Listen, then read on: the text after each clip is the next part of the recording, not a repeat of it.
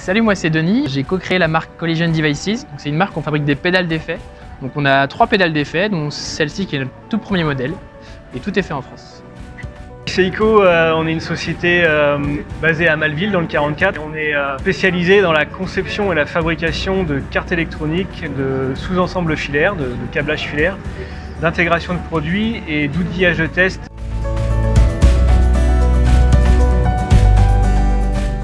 On a déménagé sur Angers et on a entendu parler du coup de l'espace production de WeNetwork et on a commencé à travailler avec WeNetwork pour industrialiser nos cartes ici, avec des modifications de design qui ont eu lieu au fur et à mesure. Le changement des designs, il nous permettait surtout d'optimiser le rendement, parce qu'avant on fabriquait vraiment tout à la main, ensuite on est passé chez le premier sous-traitant, et ensuite chez WeNetwork, donc d'avoir une ligne de production avec des composants CMS qui sont montés à la machine. Ça nous permet de sortir entre 80 et 100 pédales par mois, là où avant on en faisait maximum 20 ou 30.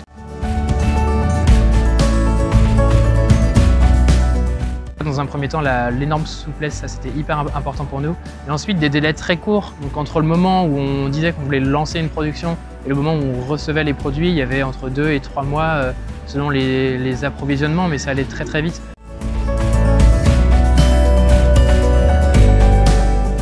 On a travaillé avec WeNetwork essentiellement sur des petites séries, dans la continuité de ce produit-là. On a ensuite lancé un deuxième produit, puis un troisième produit. Pour le troisième produit, il nous fallait encore plus de quantité, donc au fur et à mesure, WeNetwork nous ont accompagnés dans la recherche d'un sous-traitant en électronique pour pouvoir mutualiser la fabrication de nos cartes au même endroit. Nous, on voulait quelque chose de local, de très souple, qui fonctionnait un peu de la même façon que WeNetwork, mais avec une ligne un peu plus industrielle, pour pouvoir faire plus de cadence encore et avoir des séries encore plus grandes. WeNetwork nous ont orientés vers Seiko et c'est comme ça que le partenariat a eu lieu.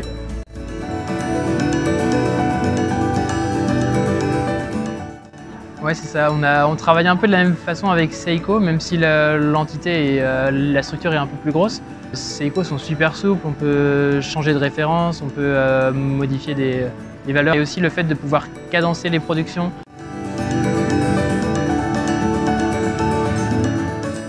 Donc Denis nous a exprimé son besoin en termes de quantitatif, de timing. On a reçu le cahier des charges. Nous d'abord, avant de lancer notre consultation, on s'est focalisé à regarder un petit peu les quantités que vous souhaitiez. Et on essaie de proposer des lots économiques, donc c'est ce qu'on a fait. On s'est mis d'accord sur une quantité de lancement et une quantité de lots de fabrication. Donc on est parti pour notre chiffrage là-dessus et on a dû répondre mi-février, je crois. Sur notre offre. On a réussi à matcher un petit peu sur un délai qui va arriver au mois de mai, là, donc pour sortir les premiers lots de fabrication des 4 produits en question concernant Collision. Je dirais que le projet est plutôt très très bien parti. Ouais.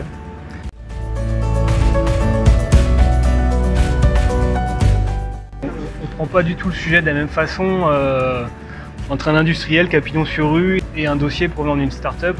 C'est pas du tout traité de la même manière dans le sens où avec l'industriel, on va avoir une relation client-fournisseur tout à fait classique et qui est bordée avec des garanties, des assureurs, enfin tout ce qu'on veut.